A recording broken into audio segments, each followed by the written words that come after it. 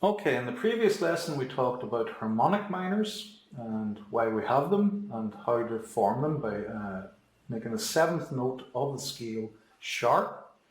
Okay, another solution to the problem of the pure minor scale was what's called a melodic minor scale. And instead of just sharpening the seventh note on the way up and on the way down, so ascending the scale, also descending the scale. So that was the harmonic minor. The melodic minor solution is to sharp the sixth and seventh note of the scale, ascending only. So what this means is we actually have two patterns of notes, an ascending pattern and a different descending pattern. So 1, 2, 3, 4, 5. We're going to sharpen both 6 and 7 and play these notes instead. 1, 2, 3, 4, 5, 6, 7, 8.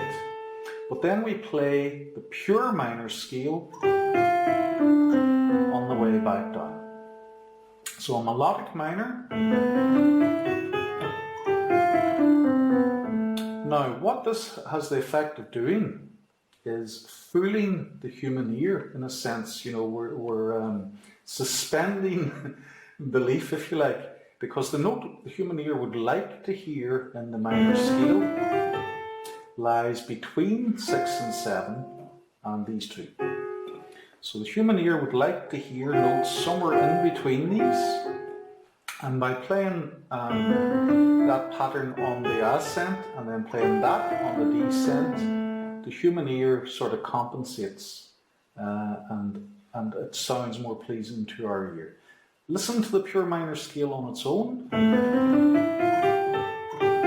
Doesn't that seventh note sound so out of place when I just play the same pattern, ascending and descending? But listen to how it changes and sounds pleasing to the ear when I first make the scale melodic on the ascent.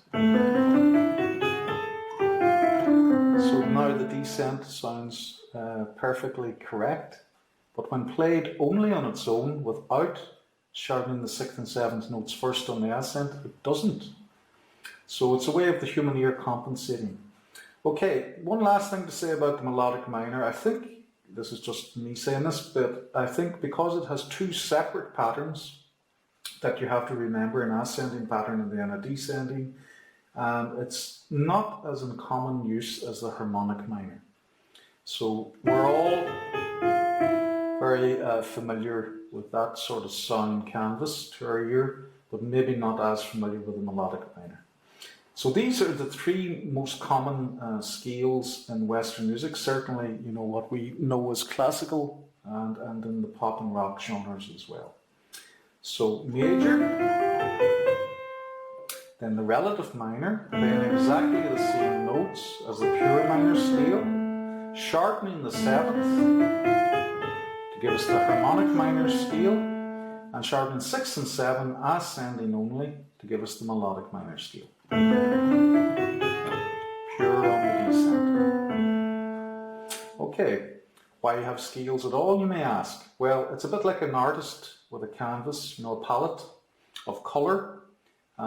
So the notes are a composer's palette, and by using different colours, we can achieve different paintings or results, sound canvas.